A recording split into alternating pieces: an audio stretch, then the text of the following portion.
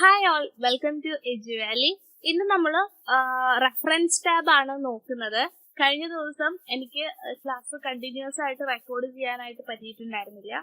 അതുകൊണ്ടാണ് നമ്മൾ പ്രോഗ്രാമിംഗ് ഭാഗത്തു നിന്ന് ഉണ്ടായിരുന്ന ഒരു ക്ലാസ് നമ്മൾ ഓൾറെഡി റെക്കോർഡ് ചെയ്ത് വെച്ചൊരു ക്ലാസ് സ്കെഡ്യൂൾ ചെയ്യാണ് ചെയ്തത്.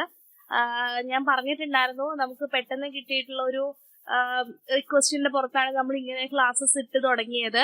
അതായത് ഓരോ ടാബിന്റെ ഓരോ കണ്ടന്റുകൾ സ്പെഷ്യലൈസ് ചെയ്യുന്ന ക്വസ്റ്റ്യൻസ് ഉള്ളത് കൊണ്ട് അങ്ങനെ ഒരു ഒറ്റ ഡയഗ്രം ആയിട്ട് വരച്ച് പഠിക്കുന്നത് നല്ലതായിരിക്കും എന്നുള്ളത് നമ്മളുടെ ഒരു സ്റ്റുഡന്റ് പറഞ്ഞതിന്റെ ബേസിലാണ് നമ്മൾ ഈ ഒരു സീരീസ് തന്നെ സ്റ്റാർട്ട് ചെയ്തിട്ടുള്ളത്.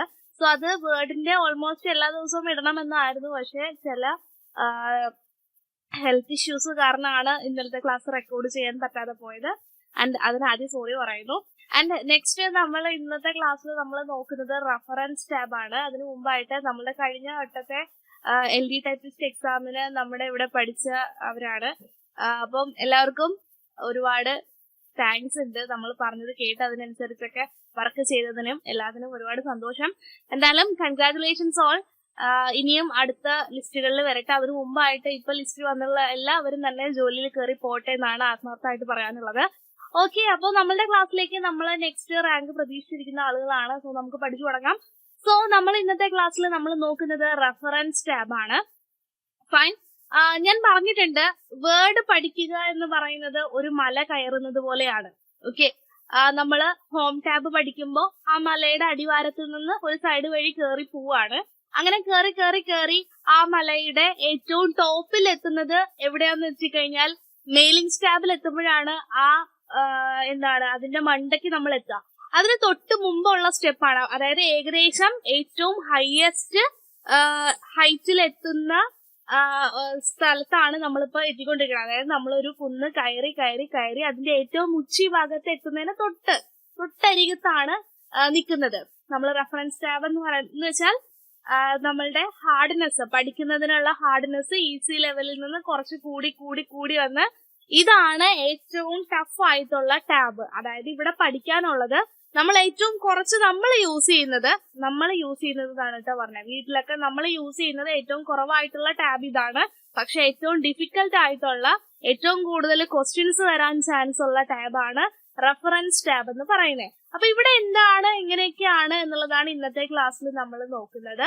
So first of all reference tab എന്ന് പറയുന്നത് 4th ടാബാണ്. നമ്മൾ പഠിച്ചിട്ടുണ്ടായിരുന്നു, നമ്മളെ വീഡിയോയുടെ തമ്പനയിൽ തന്നെ എടുത്ത് നോക്കിയാൽ അറിയാം ഏതൊക്കെ ടാബുകളാണ് നമ്മൾ പഠിച്ചത്. ഹോം പഠിച്ചു, ഇൻസേർട്ട് പഠിച്ചു, പേജ് ലേഔട്ട് പഠിച്ചു. ആൻഡ് ദെൻ ഇതെന്താണ്, 4th ടാബാണ് റെഫറൻസ് ടാബ്. അതെന്ന് പറയുന്നത് കമാൻഡ് ടാബാണ്. ഡീഫോൾട്ട് ആയിട്ട് നമുക്ക് കാണാൻ പറ്റുന്ന ഒരു ടാബാണ് കമാൻഡ് ടാബ്. ആൻഡ് ഈ റെഫറൻസ് ടാബിനകത്ത് എന്തൊക്കെ കണ്ടന്റ് ആണ് ഉള്ളത് എന്നുള്ളത് കൃത്യമായിട്ട് മനസ്സിലാക്കി വെക്കുക. അതായത് പ്രൊഫഷണൽ ഡോക്യുമെന്റ് ആക്കാൻ സഹായിക്കുന്ന, അല്ലെങ്കിൽ കുറച്ചുകൂടെ ഓട്ടോമാറ്റിക് ആയിട്ടുള്ള ഡോക്യുമെന്റിന്റെ ഓട്ടോമേഷൻ ആണ് റെഫറൻസ് ടാബിൽ ഉള്ളത്. അതായത് നമ്മൾ മാനുവലി ചെയ്യുന്ന കുറെ പ്രോസസ്സുകൾ ജസ്റ്റ് ഒറ്റ ക്ലിക്കിൽ ഓട്ടോമാറ്റിക് ആയിട്ട് ത്രൂ ഔട്ട് ദ ഡോക്യുമെന്റിൽ നമുക്ക് ഉപയോഗിക്കാനായിട്ട് പറ്റും. അത്തരത്തില് ഓട്ടോമേഷൻ എന്നുള്ള രീതിയിൽ ഡോക്യുമെന്റ് ഓട്ടോമേഷൻ ടൂൾസ് ആണ് കൂടുതലായിട്ടും റെഫറൻസ് ടാബിനകത്ത് ഉള്ളത്. ദെൻ അതിനകത്ത് എത്ര ഗ്രൂപ്പ് ഉണ്ട്? 6 ഗ്രൂപ്പ് ഉണ്ട്. ക്ലിയർ ആണോ? 6 ഗ്രൂപ്പ് ഉണ്ട്. സോ റെഫറൻസ് ടാബ് എന്ന് പറയുന്നത് വേർഡിന്റെ 4ാമത്തെ ടാബാണ്, 4ാമത്തെ കമാൻഡ് ടാബാണ്. എന്ത് ഓപ്ഷൻസ് ഉള്ളത്?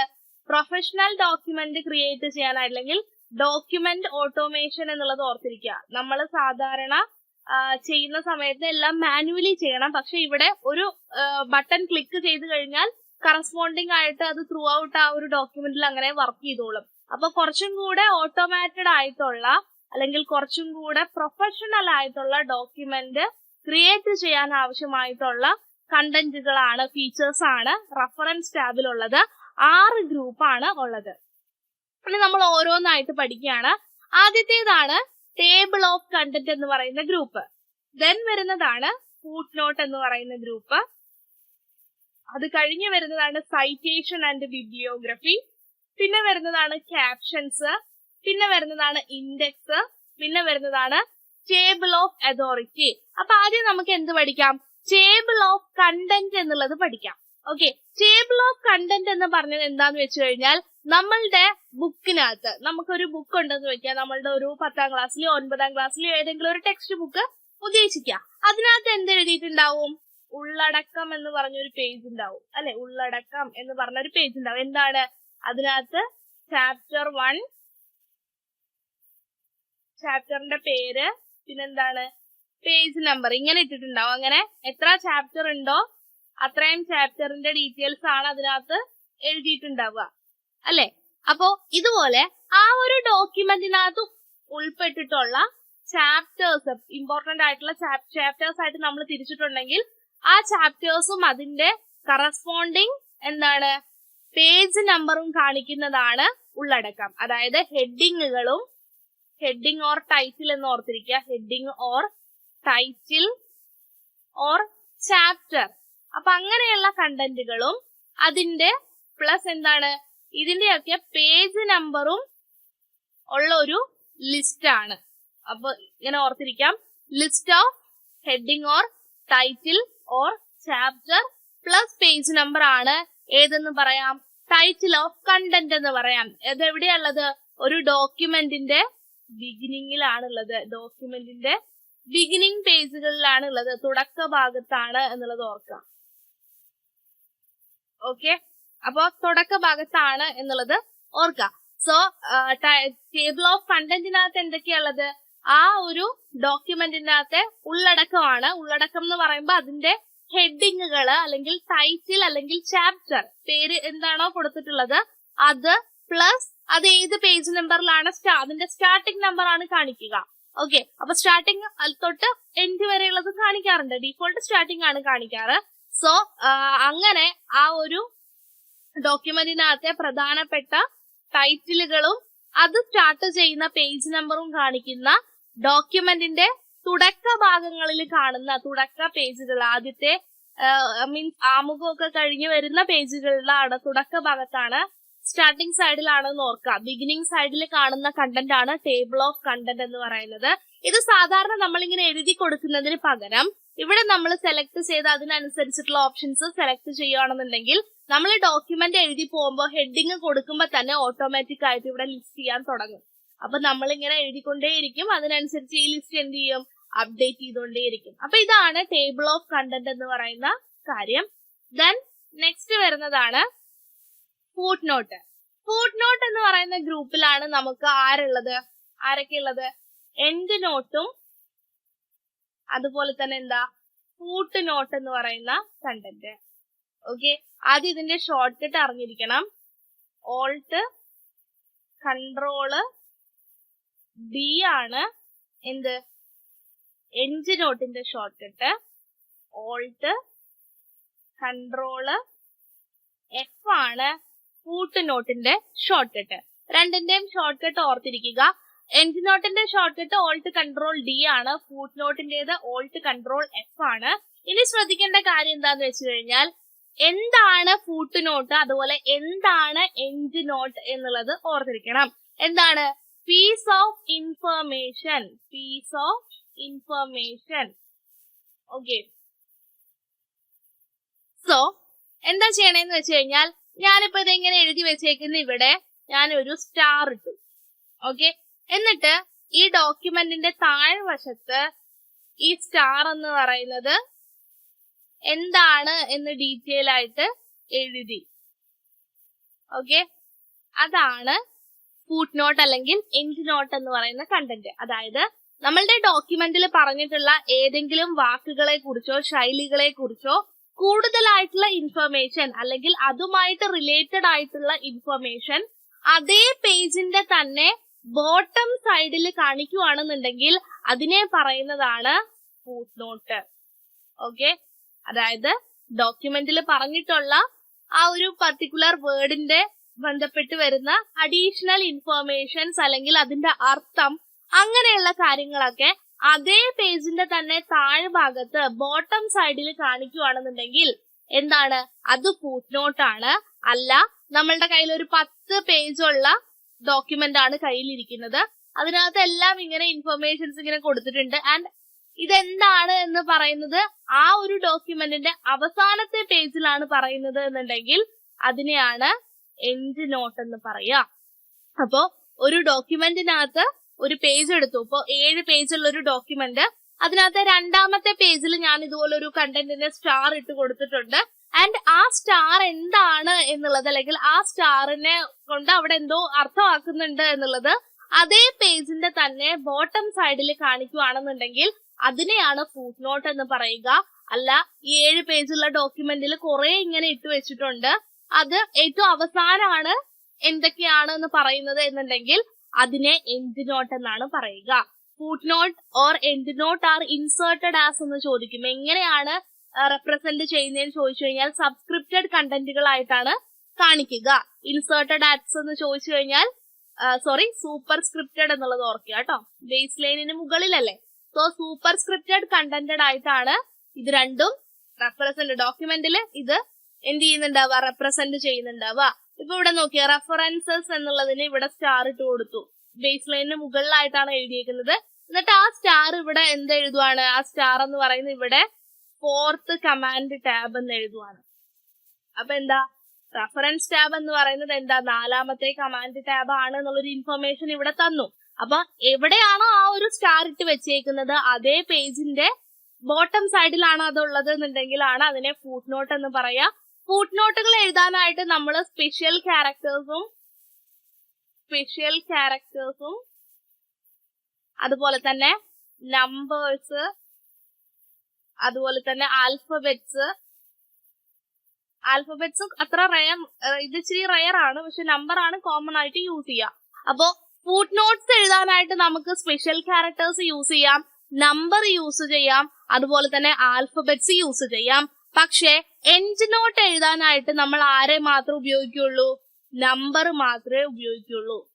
എൻഡ് നോട്ട് എഴുതാനായിട്ട് നമ്മൾ നമ്പർ മാത്രമാണ് യൂസ് ചെയ്യുള്ളൂ. കാരണം ഞാൻ പറഞ്ഞു 7 പേജുള്ള ഡോക്യുമെന്റ് ആണെങ്കിൽ അവിടെ സ്പെഷ്യൽ ക്യാരക്ടർ ഇട്ട് കഴിഞ്ഞാൽ നടക്കുന്ന കാര്യമല്ല അല്ലെ. അപ്പൊ നമുക്ക് കൺവിൻസ്ഡ് ആയിട്ടുള്ളത് നമ്പർ ഇടുക എന്നുള്ളതാണ്. അപ്പൊ നമ്മൾ 1 2 3 എന്നുള്ളത് ഒരു 100 വരെ നമ്പർ ഇട്ടത്, ആ 100 നമ്പറുകളും എന്താണ് എന്നുള്ളത് അവസാനത്തെ പേജിലാണ് കാണിക്കണമെന്നുണ്ടെങ്കിൽ അതിനെയാണ് എൻഡ് നോട്ട് എന്ന് പറയുക. ഷോർട്ട് കട്ടുകൾ പറഞ്ഞു. സോ ആ ഒരു കണ്ടന്റ് ക്ലിയർ ആയിട്ടുണ്ട് എന്ന് കരുതുന്നു. സോ നെക്സ്റ്റ് നമ്മൾ നോക്കുന്നത് സൈറ്റേഷൻ ആൻഡ് ബിബ്ലിയോഗ്രഫി. ഈ ടേം എന്താണ് എന്നുള്ളത് കൃത്യമായിട്ട് പഠിക്കണം കേട്ടോ. അപ്പൊ ഞാൻ ഈ പറയുന്ന സമയത്ത് ഇത് എന്ത് ചെയ്യണം, നോട്ട് ചെയ്ത് വെക്കാം. മലയാളത്തിലാണെങ്കിൽ എഴുതി വെക്കാം. സൈറ്റേഷൻ എന്ന് പറഞ്ഞു കഴിഞ്ഞാൽ ഒരു ബുക്ക് അല്ലെങ്കിൽ ഒരു ജേണല് അല്ലെങ്കിൽ ആർട്ടിക്കിൾ, ഇതൊക്കെയാണ്. എന്തൊക്കെയാണ്, ബുക്ക്, ജേണൽ, ആർട്ടിക്കിൾ, ഇതൊക്കെയാണ് നമ്മൾ സൈറ്റേഷൻ ആയിട്ട് കൊടുക്കുക. ഇനി സൈറ്റേഷൻ എന്ന് പറഞ്ഞു കഴിഞ്ഞാൽ ഞാൻ ഒരു ഡോക്യുമെന്റ് എഴുതുകയാണ്. ആ ഡോക്യുമെന്റിനകത്ത് ഏതെങ്കിലും ഒരു ബുക്കിനകത്തുള്ള ഒരു ഭാഗം ഞാൻ എടുത്ത് ഉപയോഗിക്കുന്നുണ്ട് എന്നുണ്ടെങ്കിൽ അത് പറയണം. ഇന്ന ബുക്കിലെ ഇന്ന ഭാഗത്ത് നിന്ന് എടുത്തിട്ടുള്ളതാണ് എന്നുള്ളത് പറയണം. അത് റെഫറൻസ് ചെയ്യണം. റെഫർ ചെയ്തിട്ട് വന്ന കണ്ടന്റ് ആണ് എന്നുള്ളത് പറഞ്ഞിട്ടുണ്ടാവണം. ഏത് വർഷത്തിലെ ഏത് എഡിഷനിലെ ആരെഴുതിയിട്ടുള്ള ആ ബുക്കിന്റെ പേര് പേജ് നമ്പർ സഹിതം കൊടുത്തിട്ടുണ്ടാവണം. അങ്ങനെ എഴുതുന്നതിനെയാണ് നമ്മൾ സൈറ്റേഷൻ എന്ന് പറയുക. അതായത് നമ്മളുടെ ഡോക്യുമെന്റിൽ നമ്മൾ വേറെ എവിടെന്നെങ്കിലും ആ കണ്ടന്റ് യൂസ് ചെയ്യുന്നുണ്ട് എന്നുണ്ടെങ്കിൽ ആ കണ്ടന്റ് എവിടെ നിന്ന് വന്നു എന്നുള്ളത് നമ്മൾ പറയണം. അതിന്റെ പാരന്റ് സോഴ്സ് ഏതാണെന്ന് നമ്മൾ പറയണം. ലീഗലി അങ്ങനെയാണ് ചെയ്യേണ്ടത്. സോ അങ്ങനെ ചെയ്യുന്നതിനാണ് സൈറ്റേഷൻ നമ്മൾ കൊടുക്കുക. സാധാരണഗതിയിൽ സൈറ്റേഷൻ എഴുതുന്നത് ഇങ്ങനെയാണ്. അതായത് ഇവിടെ ആ ഡോക്യുമെന്റിന്റെ പേര് എഴുതും, കോമ ഇട്ടിട്ട് അതിന്റെ ഓതറുടെ പേര് എഴുതും, കോമ, അത് ഏത് എഡിഷൻ ആണ്, ഏത് വർഷമാണ്, അതിന്റെ പേജ് നമ്പർ ആൻഡ് അതിന്റെ പബ്ലിക്കേഷൻ, ഇങ്ങനെയാണ് എഴുതുക. ഓക്കെ, അടുത്തതുണ്ടാവും ഇവിടെ നിന്നാണ് വന്നത് എന്നുള്ള കാര്യങ്ങൾ ഉണ്ടാവും. സോ അത് നമ്മൾ മാനുവലി എഴുതി കൊടുക്കുന്നതിന് പകരം സൈറ്റേഷനിൽ ഇട്ട് കൊടുത്തു കഴിഞ്ഞാൽ അത് എവിടേക്ക് ഉണ്ടോ പ്ലേസ് ആയിട്ടുണ്ടോ അതൊക്കെ ഓട്ടോമാറ്റിക് ആ ഒരു സ്റ്റൈല് സെലക്ട് ചെയ്ത് കഴിഞ്ഞാൽ നമുക്ക് അതിനനുസരിച്ച് ത്രൂ ഔട്ട് ദ ഡോക്യുമെന്റ് ആ ഒരു സ്റ്റൈലില് എന്ത് ചെയ്യും, സൈറ്റേഷൻസ് ആഡ് ചെയ്തോളൂ. നമ്മൾ മാനുവലി എഴുതി തയ്യാറാക്കാൻ നിൽക്കണ്ട. ഇപ്പൊ ഡിഫറെന്റ് സ്റ്റൈൽസ് അവൈലബിൾ ആണ്. അതിനകത്ത് ഏറ്റവും കൂടുതലായിട്ട് ഓർത്തിരിക്കേണ്ടതാണ് APA സ്റ്റൈലും MLA സ്റ്റൈലും. APA ആണ് ഡീഫോൾട്ട്, 2007 വേർഷന്റെ ഡീഫോൾട്ട് സൈറ്റേഷൻ വരുന്ന APA ആണ്. അമേരിക്കൻ സൈക്കോളജിക്കൽ അസോസിയേഷൻ എന്നുള്ളതാണ് ഇതിന്റെ ഈ സൈറ്റേഷന്റെ ഫുൾ ഫോം വരുന്നത്. MLA വരുന്നത് മോഡേൺ ലാംഗ്വേജ് അസോസിയേഷൻ എന്നുള്ളതാണ്. മോഡേൺ, ഇത് എത്ര പഠിക്കണമെന്നില്ല, ഞാൻ ജസ്റ്റ് റെഫർ ചെയ്തപ്പോ കണ്ട കാര്യം പറഞ്ഞതേ ഉള്ളൂ കേട്ടോ.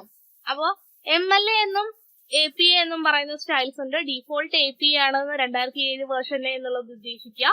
എന്താണ്, നമ്മളുടെ ഡോക്യുമെന്റിൽ നമ്മൾ മറ്റാരുടെ എന്ന് പറയുമ്പോൾ എന്തൊക്കെയാവാം, ഒന്നെങ്കിൽ ബുക്ക് ആവാം, ജേണൽ ആവാം, ആർട്ടിക്കിൾ ആവാം. ഈ 3 കാര്യങ്ങളെ എടുക്കാൻ പറ്റുള്ളൂ കേട്ടോ. അപ്പൊ ഇങ്ങനെ വേറെ ആരുടെയെങ്കിലും ബുക്കിനെ പറ്റിയോ ജേണലിനെ പറ്റിയോ ആർട്ടിക്കിളിനെ പറ്റിയോ നമ്മളുടെ ഡോക്യുമെന്റിൽ പറയുന്നുണ്ടെന്നുണ്ടെങ്കിൽ ഇത് എവിടുന്ന് വന്നു എന്നുള്ള റഫർ നമ്മൾ കാണിക്കണം. അങ്ങനെ ആ റഫർ കാണിക്കുന്ന നമുക്ക് മാനുവലി എഴുതി കൊടുക്കാം, ഓട്ടോമാറ്റിക് ആയിട്ടും എഴുതി കൊടുക്കാം. മാനുവലി ആയിട്ട് എഴുതി കൊടുക്കുന്ന സമയത്ത് എല്ലാം ഒരേപോലെ ആയിരിക്കണം എന്ന് നിർബന്ധമില്ല, നമ്മൾ എഴുതി കൊടുക്കുന്നതാണ്. പക്ഷെ ഈ റെഫറൻസ് ടാബ് വഴി എന്താണ് സൈറ്റേഷൻ സെലക്ട് ചെയ്യുന്ന സമയത്ത് അതെല്ലാം എന്താണ്, ഇപ്പൊ 19 സൈറ്റേഷൻസ് ഉണ്ട് എന്നുണ്ടെങ്കിൽ അതെല്ലാം എന്തായിരിക്കും, ഒരേപോലെ ഒരേ സ്റ്റാൻഡേർഡിലുള്ളതായിരിക്കും. ഇപ്പൊ കുറച്ചും കൂടെ നീറ്റ് ലുക്കാണ്. ഈ റെഫറൻസ് ടാബ് എന്താണ്, ഒരേ സ്റ്റാൻഡേർഡ് കീപ്പ് ചെയ്യുന്നതാണ് കേട്ടോ. അതായത് നമ്മൾ മാനുവലി ചെയ്യുന്ന എല്ലാ കാര്യവും ഓട്ടോമാറ്റിക് ആയിട്ട് ചെയ്യാൻ സഹായിക്കുന്നതാണ്, ഒരേ സ്റ്റാൻഡേർഡിലായിരിക്കും എന്നുള്ളത് ഓർക്കുക. ദെൻ നെക്സ്റ്റ് വരുന്നതാണ് ക്യാപ്ഷൻ.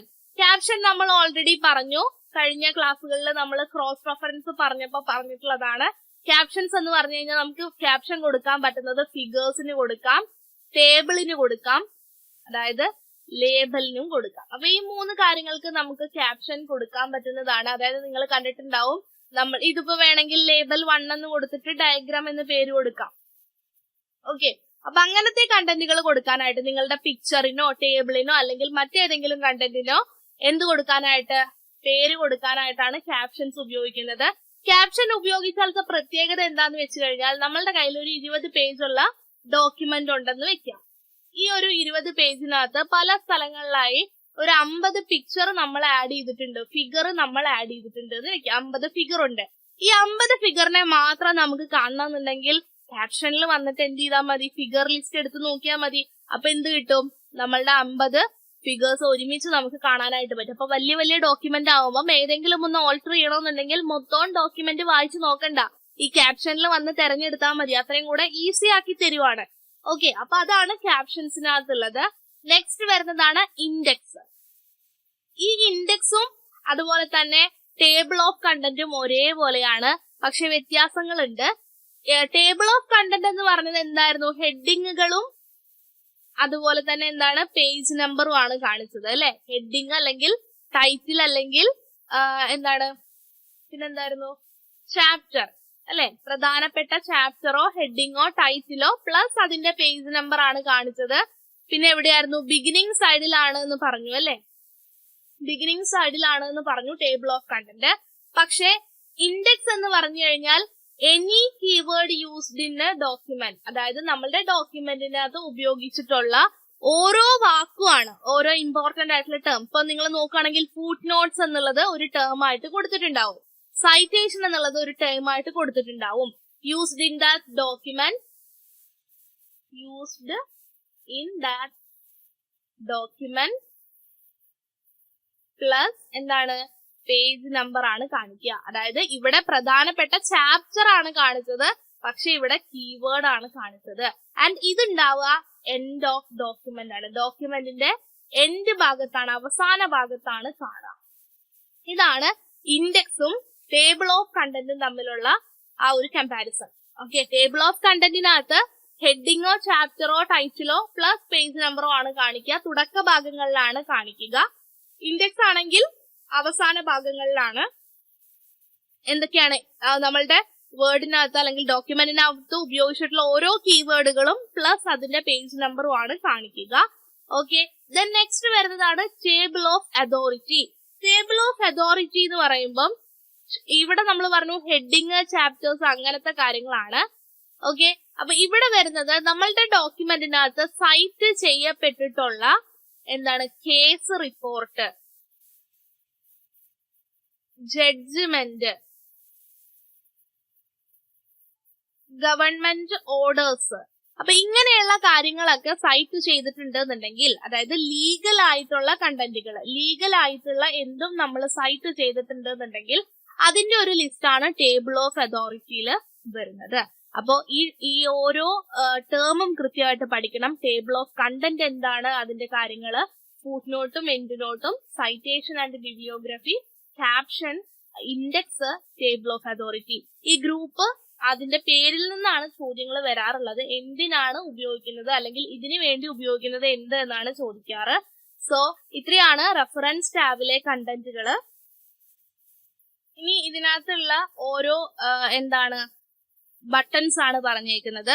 ടേബിൾ ഓഫ് കണ്ടന്റിനകത്ത് വരുന്ന ബട്ടൺ ആണ് TOC. ടേബിൾ ഓഫ് കണ്ടന്റ് എന്നുള്ളതിനെ ഷോർട്ട് ആക്കിയിട്ടാണ് TOC എന്ന് എഴുതിയിട്ടുള്ളത്. ആൻഡ് പിന്നെ അവിടെ വരുന്നതാണ് എന്താണ് അപ്ഡേറ്റ് ടേബിൾ. അതായത് ഇതിനകത്തെ ലിസ്റ്റുകൾ അപ്ഡേറ്റ് ചെയ്യാനായിട്ട് നമ്മൾ ഉപയോഗിക്കുന്നത് അപ്ഡേറ്റ് ടേബിൾ എന്ന് പറയുന്ന ഓപ്ഷൻ ആണ്. പുതിയ എൻട്രീസ് ആഡ് ചെയ്യുന്നത് ആഡ് ടെക്സ്റ്റ് വഴി നമുക്ക് ആഡ് ചെയ്യാം. ആൻഡ് നമ്മൾ കൊടുത്തിട്ടുള്ള നോട്ട്സുകൾ കാണാനുള്ള ഓപ്ഷൻ ആണ് ഷോ നോട്ട്സ്. ഈ രണ്ട് കണ്ടന്റുകൾ ഓൾറെഡി നമ്മൾ പറഞ്ഞു. ഇനി സൈറ്റേഷൻ എന്താണെന്ന് പറഞ്ഞു, മാനേജ് സോഴ്സ്, അതിന്റെ സോഴ്സസ് മാനേജ് ചെയ്യുന്ന രീതിയാണ് അതിനകത്ത് ഉൾപ്പെട്ടേക്കുന്നത്. ബിബ്ലിയോഗ്രഫി എന്ന് പറഞ്ഞു കഴിഞ്ഞാൽ ദ കംപ്ലീറ്റ്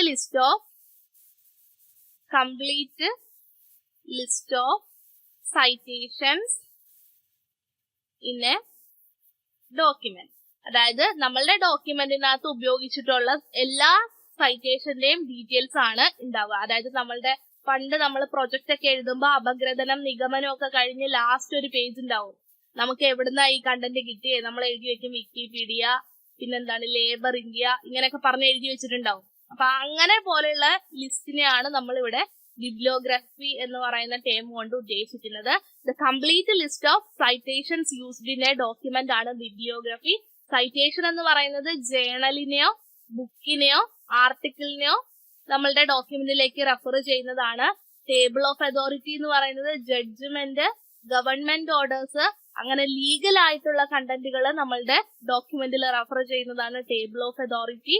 സോ അതിന്റെ എല്ലാത്തിന്റെയും, അത് സൈറ്റേഷൻ തന്നെയാണ്, അതിന്റെ എല്ലാത്തിന്റെയും കംപ്ലീറ്റ് ലിസ്റ്റ് ആണ് ബിബ്ലിയോഗ്രഫിയിൽ ഉണ്ടായിരിക്കുക. ഇനി ക്യാപ്ഷൻ എന്ന് പറയുന്നത് പറഞ്ഞു, നമുക്ക് ക്യാപ്ഷൻ കൊടുക്കാനായിട്ടാണ്. ഈ ടേബിൾ ഓഫ് ഫിഗേഴ്സ് വഴിയാണ് ഞാൻ നേരത്തെ പറഞ്ഞ പോലെ വലിയൊരു ഡോക്യുമെന്റിനകത്ത് ഫിഗേഴ്സ് ഒരുമിച്ച് കാണണമെന്നുണ്ടെങ്കിൽ ടേബിൾ ഓഫ് ഫിഗേഴ്സ് എന്ന് പറയുന്ന ഓപ്ഷൻ എടുക്കുന്നത് ക്യാപ്ഷൻ ഗ്രൂപ്പിൽ വന്നിട്ടാണ്. ക്രോസ് റെഫറൻസ് നമ്മൾ ഓൾറെഡി പറഞ്ഞ കണ്ടന്റ് ആണ്. ഇൻഡെക്സുകൾ എൻട്രി ചെയ്യാനായിട്ട് മാർക്ക് എൻട്രി എന്ന് പറയുന്ന കണ്ടന്റ് ആണ്. ആ ഇൻഡെക്സ് അപ്ഡേറ്റ് ചെയ്യാനായിട്ട് അപ്ഡേറ്റ് ഇൻഡെക്സ് എന്ന് പറയുന്ന കണ്ടന്റ് യൂസ് ചെയ്യാം. ദെൻ TOA അഥവാ ടേബിൾ ഓഫ് അതോറിറ്റി എന്ന് പറയുന്നത് ലീഗൽ ജഡ്ജ്മെന്റ്, ഗവൺമെന്റ് ഓർഡേഴ്സ് ഒക്കെ സൈറ്റ് ചെയ്യുന്നതാണ്. ആ ടേബിൾ നമുക്ക് ഇവിടുന്ന് ആക്സസ് ചെയ്യാനായിട്ട് പറ്റും. സോ നമ്മൾ എന്ത് ചെയ്തേക്കുവാണ് ഇപ്പം, ഇതാണ് ടേബിൾ ഓഫ് കണ്ടന്റ് എന്ന് പറയുന്നത്. പ്രധാനപ്പെട്ട ചാപ്റ്ററും അതുപോലെ തന്നെ അതിന്റെ പേജ് നമ്പറും. പക്ഷെ ഇൻഡെക്സ് എന്ന് പറഞ്ഞു കഴിഞ്ഞാൽ ആ ഒരു പെർട്ടിക്കുലർ കീവേഡ്, അതായത് അഡ്വാൻസ്ഡ് ഓപ്പറേഷൻ എന്ന് പറയുന്നത് 17ാമത്തെ പേജിൽ പറഞ്ഞിട്ടുണ്ട്, ബേസിക് ഓപ്പറേഷൻ എന്ന് 14ാമത്തെ പേജിലുണ്ട്. ഇങ്ങനെ ഓരോ അക്ഷരങ്ങളും വെച്ചിട്ട് എന്ത് ചെയ്തേക്കാണ് the complete keyword used in a word last ഉണ്ടായിരിക്കും. അപ്പൊ നിങ്ങൾക്ക് ഇപ്പൊ പെട്ടെന്ന് ഹാൻഡ് സെറ്റ് എന്ന് പറയുന്നത് എവിടെയാ കിടക്കണേന്ന് അറിയണം. അപ്പൊ handset display screen message 36ാമത്തെ പേജിലാ. ഇവിടെ പോയി കഴിഞ്ഞാൽ ആ ഒരു പേരുമായിട്ട് ബന്ധപ്പെട്ട കണ്ടന്റുകൾ കാണാം. അപ്പൊ ഇതാണ് ടേബിൾ ഓഫ് കണ്ടന്റ് ഇൻഡെക്സ് എന്ന് പറയുന്ന കാര്യം. ടേബിൾ ഓഫ് കണ്ടന്റ് സ്റ്റാർട്ട് ഭാഗത്താണ്, തുടക്ക ഭാഗത്താണ്, ആൻഡ് ഇൻഡെക്സ് വന്നിട്ട് എൻഡ് ഭാഗത്താണ് എന്നുള്ളത് ഓർക്കുക. ഓക്കെ, സോ നമ്മളിപ്പം ഹോം ടാബ് പഠിച്ചു. ഞാൻ പറഞ്ഞു ഇതൊരു മല പോലെ ഇരിക്കുന്ന കണ്ടന്റ് ആണെന്നുണ്ടെങ്കിൽ നമ്മൾ ഏറ്റവും താഴെ നിൽക്കുന്ന ഭാഗമാണ്. ഇങ്ങനെ ഓരോ പടികൾ ഉണ്ടെന്ന് വെക്കുക. ഓക്കെ, ഹോം പഠിക്കുമ്പോൾ നമ്മൾ മല കയറാൻ തുടങ്ങിയതേ ഉള്ളൂ. സോ നമ്മൾ മല കയറി ഇൻസേർട്ടിൽ വന്നു, ഇൻസേർട്ടിൽ നിന്ന് കയറി നമ്മൾ പേജ് ലേഔട്ടിൽ വന്നു, അവിടുന്ന് കയറി നമ്മൾ റെഫറൻസിൽ വന്നു. നെക്സ്റ്റ് നമ്മൾ എന്ത് ചെയ്യാൻ പോവാണ്, ഇവിടെ നമ്മള് നമ്മുടെ ഫ്ലാഗ് വെക്കണം അല്ലെ, ഇങ്ങനെയൊക്കെ ആയിരിക്കും ഫ്ലാഗ് എന്ന് കരുതുന്നു. സോ ഓക്കെ, അപ്പൊ ഇവിടെ എത്തുമ്പോഴാണ് ഇതാണ് നമ്മുടെ വേർഡിന്റെ കീ ഫീച്ചർ എന്ന് പറയുന്നത്. അത് കഴിഞ്ഞാൽ നമ്മൾ എന്ത് ചെയ്യാൻ പോവാണ്, ഇറങ്ങുകയാണ്. ദാറ്റ് മീൻസ് റിവ്യൂ ടാബിലേക്ക് വരും. വ്യൂ ടാബിൽ എത്തുമ്പോ തിരിച്ച് നമ്മള് ഗ്രൗണ്ടിലെത്തി.